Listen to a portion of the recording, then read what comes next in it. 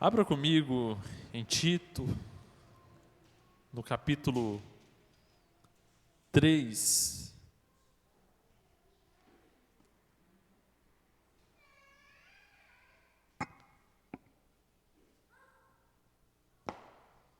Tito, no capítulo 3, versículo 1 ao versículo 15. Continuando a nossa série de estudo em Tito. E você se lembra do nosso tema, nosso subtítulo, qual que é? Igreja saudável. Hoje nós iremos finalizar este estudo. E hoje nós falaremos sobre a importância das boas obras como resultado da graça de Deus em nossas vidas. Para uma igreja ser saudável, irmãos, as suas ações, as ações dos membros que a compõem, devem refletir a transformação que a graça de Deus opera em seus membros. Vamos ler Tito no capítulo 3, a partir do versículo 1. Lembre a todos que se sujeitem aos governantes e às autoridades, sejam obedientes e sejam sempre prontos a fazer tudo o que é bom. Não caluniem ninguém, sejam pacíficos, amáveis e mostrem sempre verdadeira mansidão para com todos os homens. Houve tempo em que nós também éramos insensatos e desobedientes, vivíamos enganados e escravizados por toda espécie de paixões e prazeres.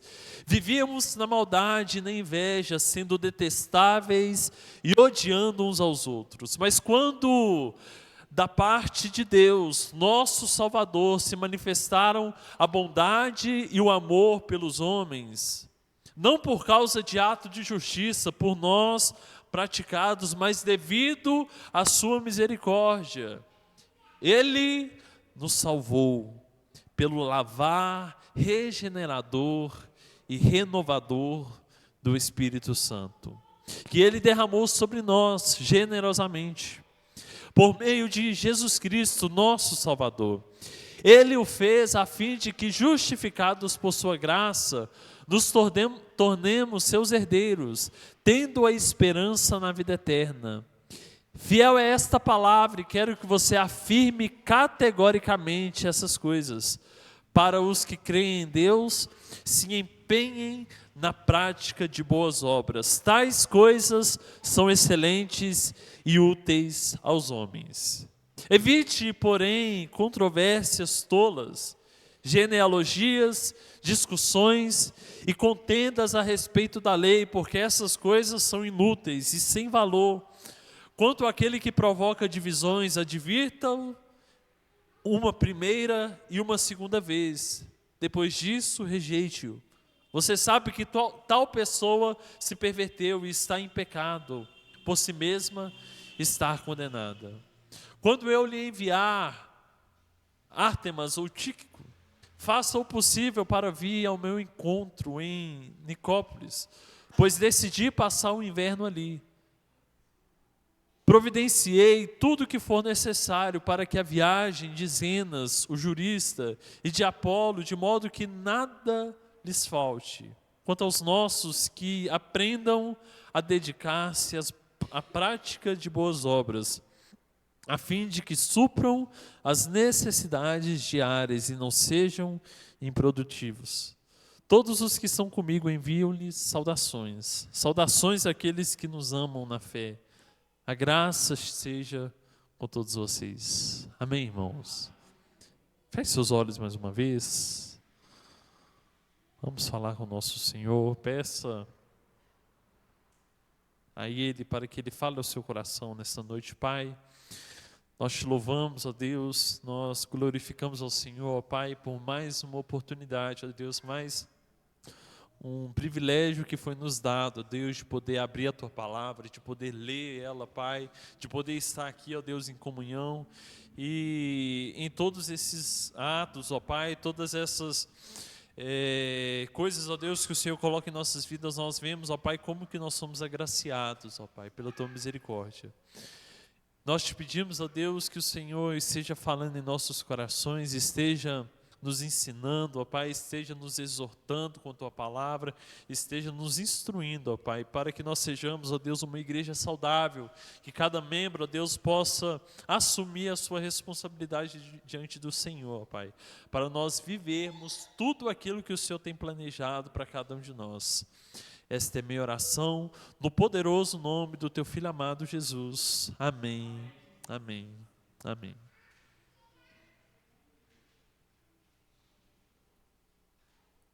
Irmãos, nós estamos no último estudo dessa série. Graças a Deus nós finalizamos mais uma carta de estudo.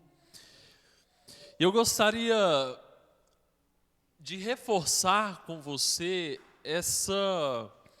a profunda conexão que nós aprendemos nesses 3 capítulos de Tito, a profunda conexão entre teologia e vida, entre doutrina e vida.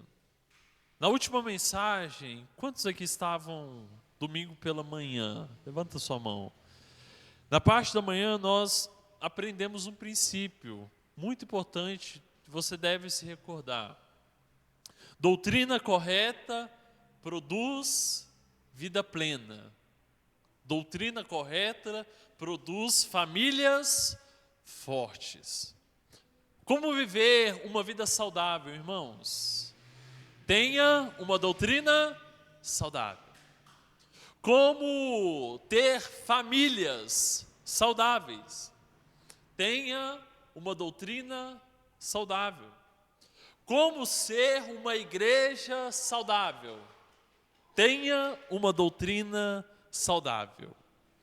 Eu gostei de uma afirmação do pastor Hernandes, que ele diz assim: a doutrina inspira o dever, e o dever adorna a doutrina.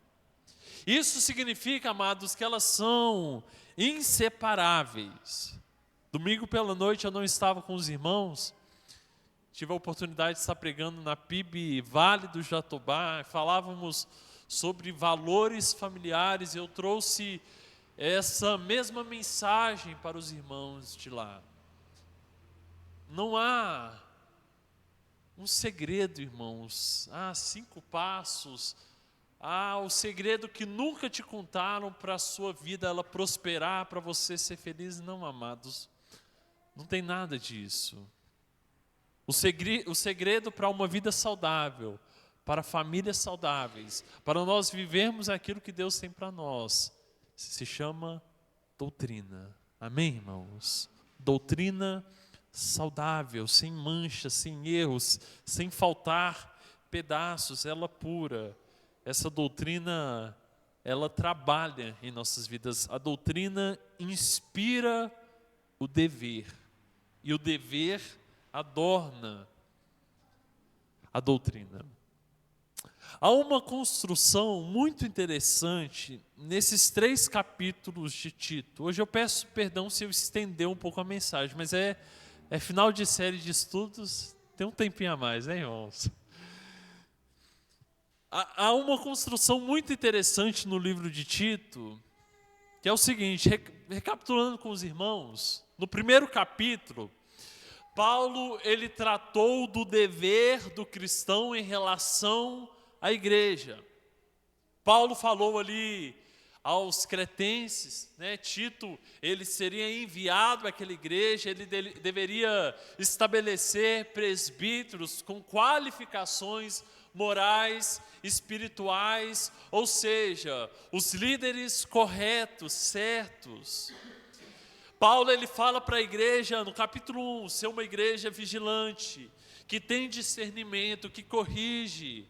Nós falávamos sobre os falsos mestres e a natureza dos falsos mestres. Nosso dever como igreja, amados, cada um de nós, é na escolha de líderes corretos e no zelo pela doutrina, pela sã doutrina. Eu te expliquei o significado de sã. O que é? Saudável, doutrina saudável. O que é uma pessoa saudável, irmãos? Não está faltando pedaço, não tem mancha, não tem enfermidade, uma pessoa sadia, uma doutrina saudável pega essa relação com o corpo humano, é uma doutrina que não falta pedaço, é uma doutrina que não tem mancha, é uma doutrina que não contém erro, ela é saudável, sadia, de acordo com a palavra de Deus. E aí, a partir do capítulo 1, falava sobre isso, a relação do cristão com a igreja. E aí nós entramos no capítulo 2. Paulo, ele fala do dever do cristão em relação à sua família. E aí ele dá a fundamentação doutrinária daquilo que ele está falando. Você vai se recordar que Paulo, ele instruiu os homens mais velhos, as mulheres mais velhas, as mulheres mais novas, os jovens, Tito, os servos. E Paulo trouxe orientações práticas. Vocês devem ser assim, andar dessa maneira, fazer isso. Paulo fala sobre o relacionamento familiar. E após essas orientações, Paulo, ele dá a fundamentação doutrinária. E qual que era a fundamentação doutrinária, irmãos? Semana passada, quinta-feira, a graça de Deus. A graça de Deus é o nosso fundamento doutrinário. A graça de Deus, ela não nos transforma apenas como indivíduos, mas ela nos transforma como família. E aí neste capítulo 3, Paulo, ele finaliza falando sobre o relacionamento. Nós falamos, olha, o individual, com a família, com a igreja. Falta algum, irmãos? Falta algum relacionamento? Falar. Novamente, ó, individual, com Deus, com a família e com a igreja, com a sociedade. Paulo agora vai falar com os relacionamentos com o de fora. Ou seja, a igreja, ela não foi fundada para ficar ali num cantinho reservada. E aí ela não tem contato com o mundo, não tem contato com os de fora, ela vive ali isolada. Não, irmão, o Senhor nos chamou para ser luz nas trevas. E neste capítulo, Paulo, ele vai falar justamente sobre isso. Uma frase, um grande teólogo chamado Edmund, não sei falar uma pronúncia em inglês direito, mas ele diz muito interessante a frase. Olha só, a pregação da igreja primitiva não era limitada apenas à salvação, mas também incluía instruções concernentes às implicações práticas da salvação para a vida diária. Irmãos, nós fizemos uma série de mensagens aqui sobre relacionamentos. Quem lembra dessa série? Nós falávamos sobre relacionamento.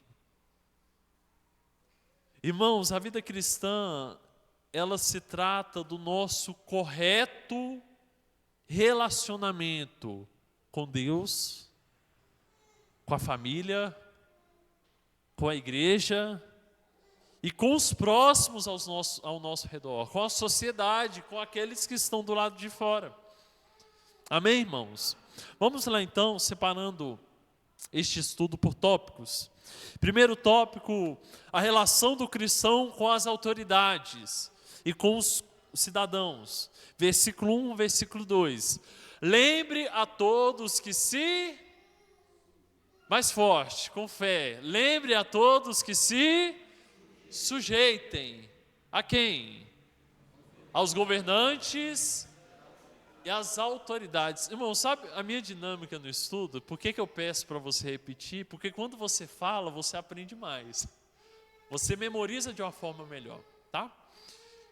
Continuando, sejam obedientes e sejam sempre prontos a fazer tudo o que é bom. Paulo, ele começa lembrando Tito, irmãos, de instruir os crentes a se submeterem às autoridades e a estarem prontos para toda a boa obra.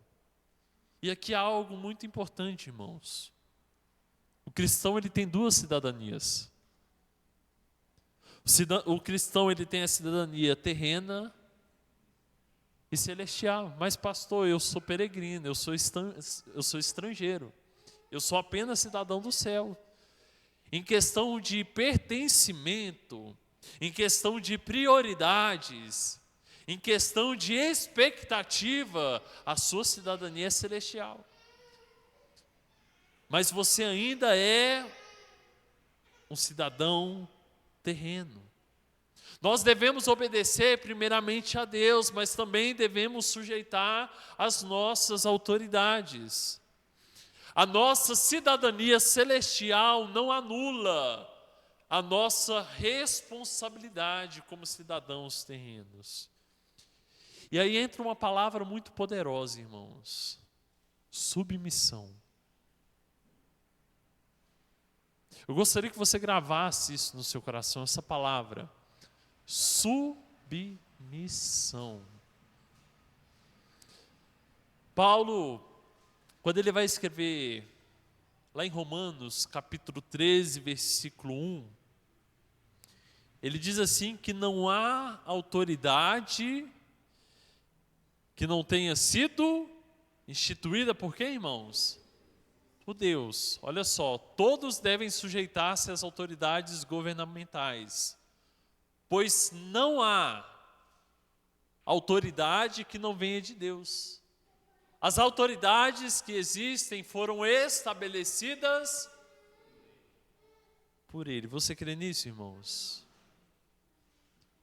Os cretenses, eles tinham uma terrível reputação entre o povo. Nós falávamos no primeiro culto de estudo.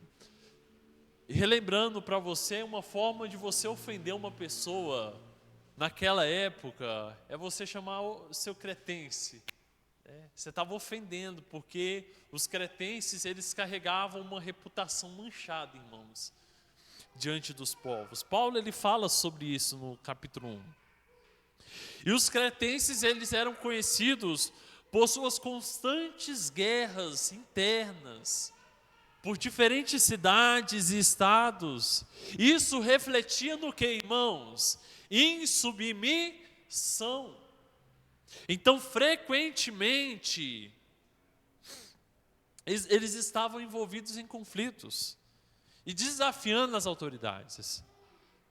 Aí agora Tito, levantado pelo apóstolo Paulo, ele deveria orientar os cristãos da ilha de Creta a serem submissos aos seus governantes. Amém, irmãos? Mas aqui é uma observação. A obediência civil, ela tem limites. Sem que o governo ele se torne opressor, inverta a ordem e promova o mal. Quando o governo ele faz isso, os cristãos, eles não apenas podem, mas eles devem desobedecer. Por quê? Atos 5, 29, o que nos diz? Importa obedecer a Deus do que aos homens. John Stott, ele diz algo muito interessante, irmãos, que nós não devemos cooperar com o Estado quando ele reverte o seu dever dado por Deus e promove o mal. Então, irmãos, não confunda submissão com aceitar atos condenáveis do governo. Sabe, hoje se fala muito sobre aborto e a descriminalização das drogas. Nós, como cristãos, nós não podemos aceitar. Nós precisamos nos posicionar como igreja. Amém, irmãos? Então, a primeira relação aqui com as autoridades, relação de submissão. Nós não devemos ser agitadores sociais. Você já viu um agitador social? Nós precisamos nos submeter, porém, nós devemos nos posicionar contra as propostas e as ações que promovam o mal ao invés do bem. Amém, irmãos? Guarde isso no seu coração. Agora, em segundo, a relação com os de fora da igreja. Versículo 2. Tito 3, versículo 2. Não calunie ninguém, versículo 2. Não calunie ninguém, sejam pacíficos, amáveis e mostrem sempre verdadeira mansidão para com todos os homens. Primeira coisa que Paulo fala aqui, irmãos, difamação. E aí, você irá se recordar do que Tiago ele fala lá no seu livro. Ele diz assim que a língua, ela é um pequeno órgão. Ele é como uma fagulha que incendeia uma grande floresta. Irmãos, a mesma língua que abençoa tem poder para ferir e destruir a reputação de alguém. Nós não podemos difamar, destruir e nem caluniar ninguém. Sabe, em nome de Jesus, se uma pessoa chegar para você e compartilhar uma difamação, que morra naquele momento. A difamação, irmãos. Não passe para frente, não repasse, não faça esse mau uso da língua, porque é algo poderoso, causa destruição. E aí ele diz: sejam pacíficos e amáveis e mostre a verdadeira mansidão. E aí eu estudava sobre isso, irmãos. O que é mansidão? Duas definições para mim. Mansidão. Aí a pessoa, ser manso. Não ser bravo. Mais algum? Sereno. Eu estudando sobre mansidão e sabe o que é ser manso, irmãos? Por vezes a mansidão, ela nos convida a abrir mão dos nossos direitos para nós agirmos de misericórdia. Um tempo atrás eu ouvi um testemunho e eu não me lembro qual pastor que foi. Estava na minha cabeça e eu perdi o nome dele, mas ele conta algo muito interessante, que ele foi no aeroporto e aí ele estava viajando com a esposa dele. E aí ele chegou no local, né, para tomar o café. Os negócios já eram tudo caro, né?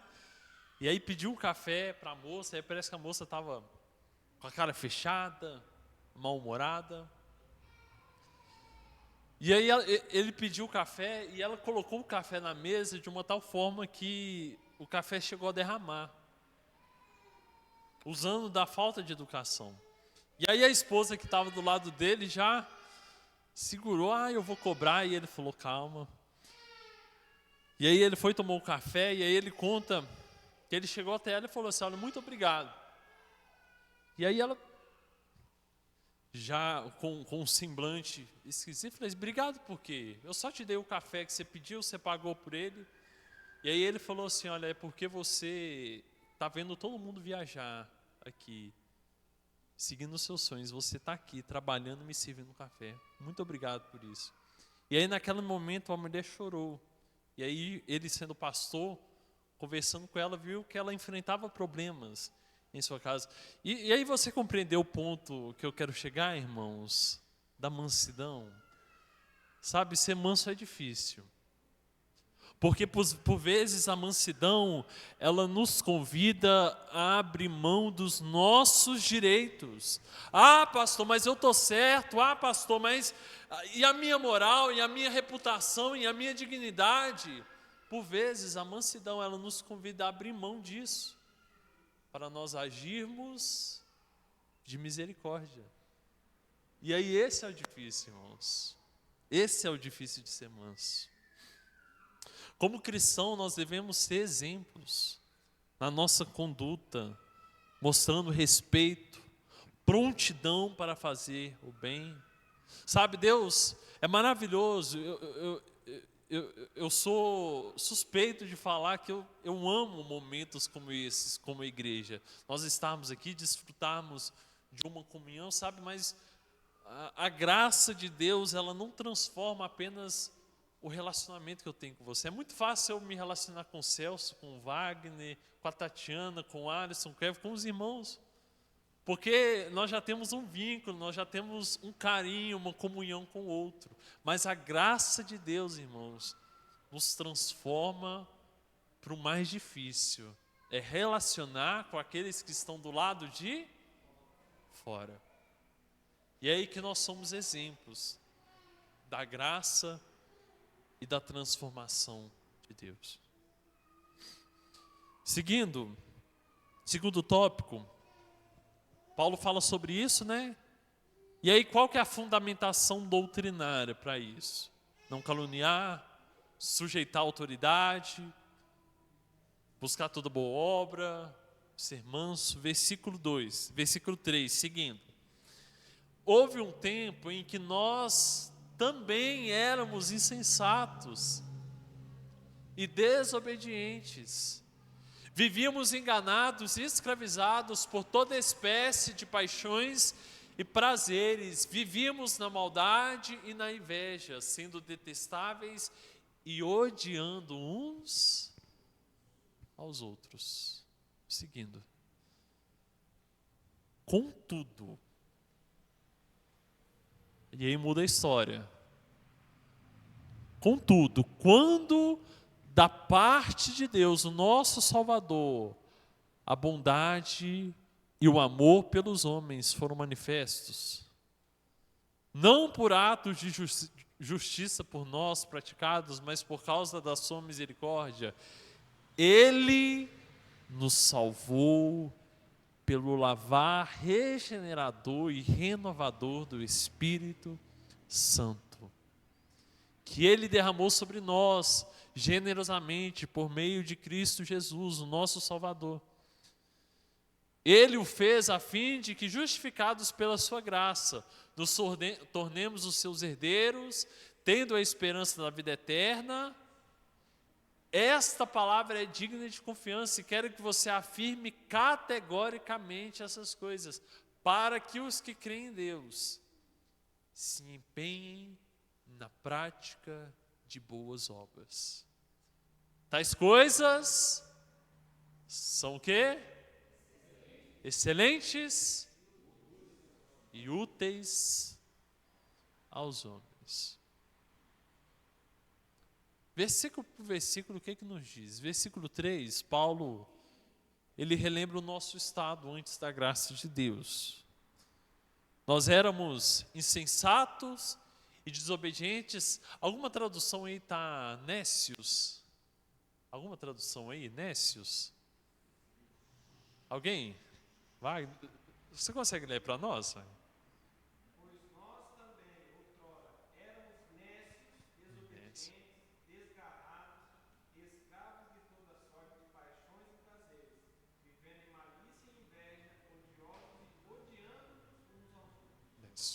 Tem essa daí também, né? Nécios. Essa mesma palavra, nécios, ela é utilizada por Jesus.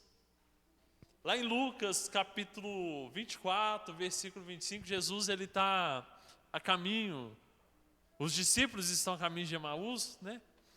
E aí, Jesus ele se encontra com eles, né? E aí os discípulos, eles não reconhecem e não entendem expressam tristeza porque Jesus havia morrido. E aí Jesus, o que Jesus chama ele, irmãos? Nécios. Essa tradução NVI já traduz, olha, como vocês custam a entender. Algumas traduções como vocês são nécios. E como demoram para crer em tudo o que falaram os profetas.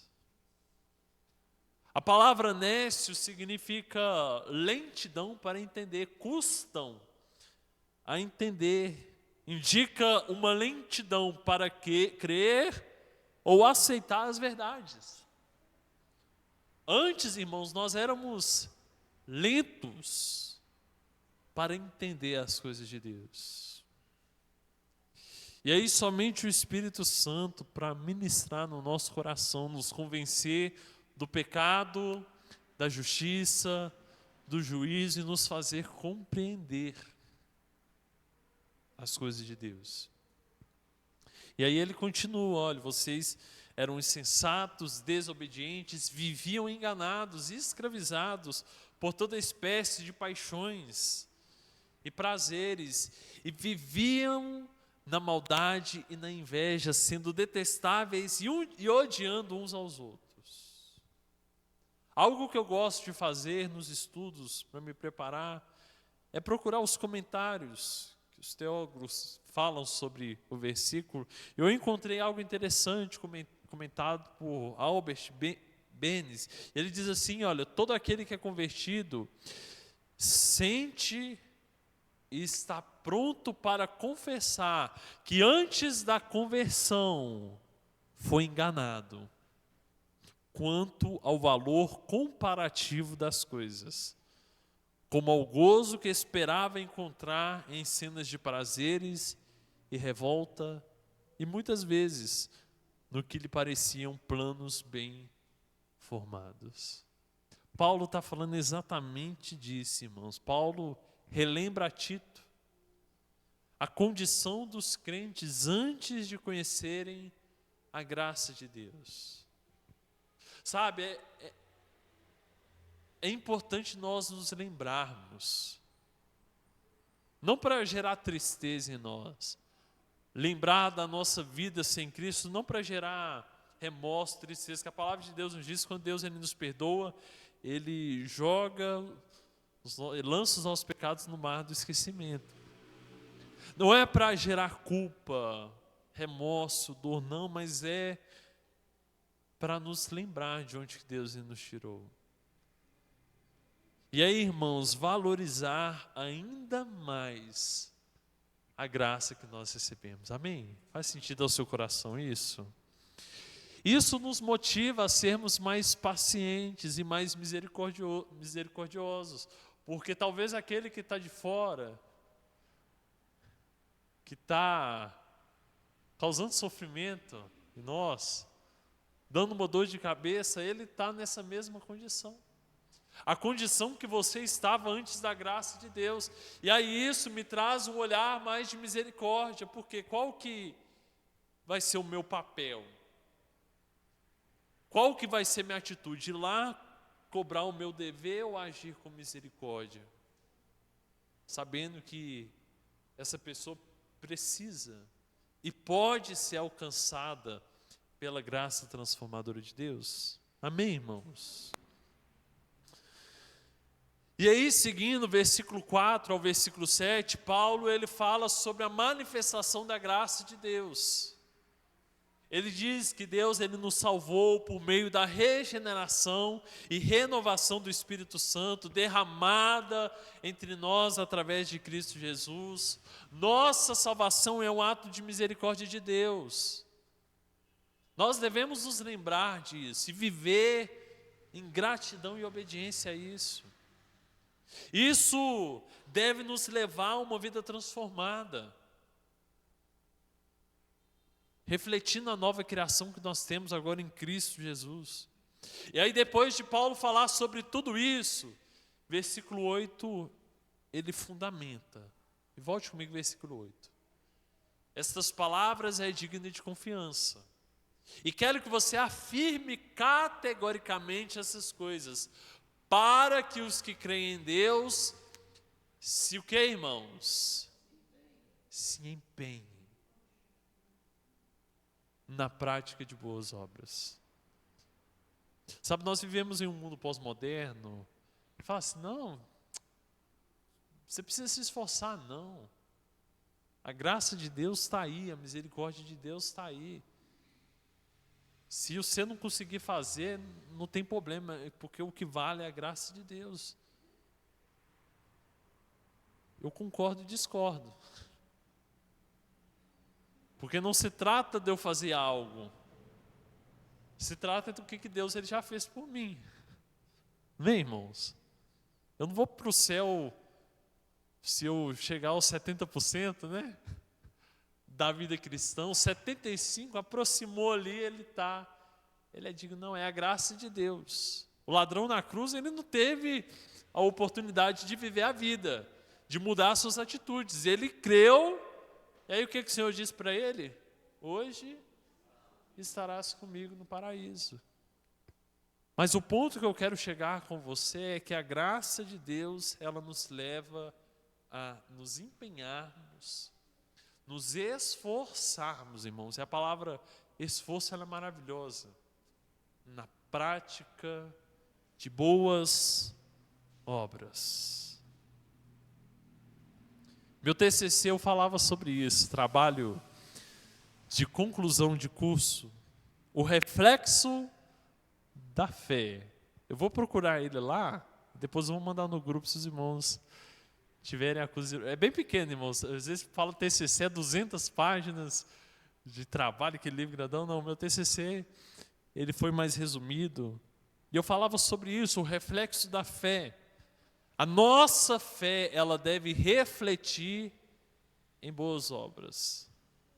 Amém, irmãos? Seguindo, próximo tópico. Agora, a relação do cristão com as pessoas. Versículo 9 ao versículo 15, finalizando o nosso estudo. Versículo 9. Evite, porém, controvérsias tolas a respeito de genealogias, bem como desavenças e brigas a respeito da lei, porque essas coisas são inúteis e sem valor.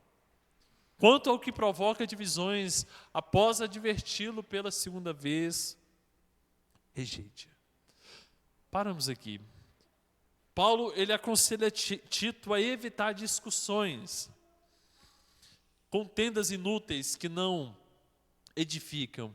E eu percebo, irmãos, que às vezes nós fazemos isso. Às vezes nós fazemos isso no aspecto político, às vezes nós fazemos isso no aspecto familiar, e às vezes nós fazemos isso na igreja. Trazemos isso para a igreja. Sabe, às vezes nós propomos temas, assuntos que geram discussões que não têm proveito algum. Sabe, são inúteis. Não tem utilidade, não edifica, não produz crescimento, apenas gera discórdia. Nós precisamos sim combater as heresias no nosso tempo. Precisamos combater aos falsos ensinamentos, mas que nós possamos evitar discussões que não têm proveito algum em nossa vida espiritual. São discussões que não edificam e que por vezes promovem divisões. E aquilo que promove divisão vem de Deus, irmãos? Sim ou não? Não. E aí Paulo, além de nos instruir, Paulo ele instrui como lidar com uma pessoa que produz divisão. Como lidar com uma pessoa que promove contendas. Versículo 10. Quanto ao que provoca divisões, após adverti-lo pela segunda vez, rejeite. Versículo 11. Você sabe que tal pessoa se perverteu e está em pecado. Por si mesma está condenada. Sabe, irmãos, nós devemos focar em ensinar, em praticar a sã doutrina. que nós possamos evitar debates que não edificam. Nós precisamos promover unidade, ao invés de divisão, em nossa igreja. Amém, irmãos? E aí, seguindo o versículo 12, finalizando a carta. Quando eu lhe enviar Ártemas ou Tíquico, faça o possível para vir ao meu encontro em Nicópolis, pois decidi passar o inverno ali. Providenciei tudo o que for necessário para a viagem de Zenas, o jurista, e de Apolo, de modo que nada lhe falte. Quanto aos nossos, que aprendam a dedicar-se, Paulo novamente diz, que aprendam a dedicar-se à prática de boas obras, a fim de que supram as necessidades diárias e não sejam improdutivos. Todos que estão comigo, enviam-lhes saudações, saudações àqueles que nos amam na fé. A graça seja com todos vocês. Glória a Deus, irmãos. E concluindo, eu finalizo este estudo com a seguinte frase: uma igreja saudável. Quantos querem ser uma igreja saudável? Erga suas mãos. Glória a Deus. Uma igreja saudável, irmãos, é aquela onde a graça de Deus é visível. Não através de palavras apenas. Não através de declarações. Mas através das boas obras dos seus membros. Refletindo a transformação que só a graça de Deus pode fazer em nós. Amém, irmãos? Que nós possamos, como igreja, viver de tal maneira que glorifiquemos em tudo, glorifiquemos a Deus em tudo que nós fizermos, em nossa vida individual, em nossas famílias, em nossa igreja, demonstrando da maneira que nós lidamos com o outro que está no mundo, demonstrando justamente para o mundo o poder transformador de sua graça e fazendo o convite para que eles possam experimentar dessa mesma transformação. Amém, irmãos? Glória a Deus, que tempo precioso, viu? Você que está aqui, você está crescendo na sua caminhada de fé. Agora, eu finalizo com o que Tiago diz. Não sejamos somente ouvintes, mas o quê? Praticantes da palavra de Deus. Amém? Se coloque de pé nesse momento, vamos orar ao Senhor.